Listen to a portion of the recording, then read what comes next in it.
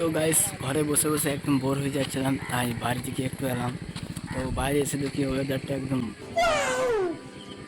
একদম ওয়াও, ওয়েদারটা দারুণ আছে, তাই বাইরে এলাম। গাইস বাইরে এসে দেখলাম আমার কিছু ফ্রেন্ড ফলোয়ার এখানে রয়েছে, তো এদের সাথে কিছু কথা বলতে চেষ্টা করলাম, তো কিছু বললে না। আমার আইফোনটা নিয়ে একটা ফোন করলি। अच्छा हमको सिखा रिया है। হ্যালো, কোথায় আছিস? ঘরে বাইরে मैं गरीब हूँ, मैं गरीब हूँ। গাইস আমার বডিগার্ড ধরে চলে এসেছে। चीटिंग करता है तू। তো গাইস বোট খালি যাওয়ার কথা, তো বৃষ্টি নেমে গেল, বৃষ্টিতে যাওয়া হবে না, দেখতে পাচ্ছি বৃষ্টি হচ্ছে।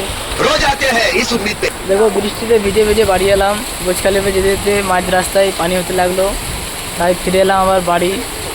তো তো গাইস আমার সেই বডিগার্ড দুটো ভিজছে, এখানে একটা বডিগার্ড আছে, এই একটা বডিগার্ড ভিজছে, আর হেভি ভিজবে শখ, মানে বৃষ্টি হলেই মানে ভিজবে শখ আছে, তাই ভিজছে। আমার এখানে দাঁড়িয়ে আছি, সব নাই।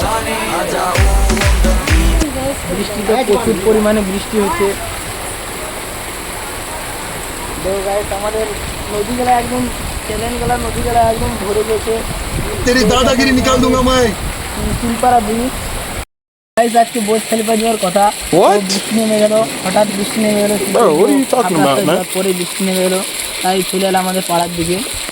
তো বৃষ্টি এমন হয়েছে যে আমাদের এই যে আমাদের এটা আছে মানে শিলপাড়া ব্রিজ, ব্রিজ থেকে একদম চলে এসছে এদিকে নদীর দিকে, একদম পুকুর একদম ভরে গেছে গাইস, দেখতে পাচ্ছেন।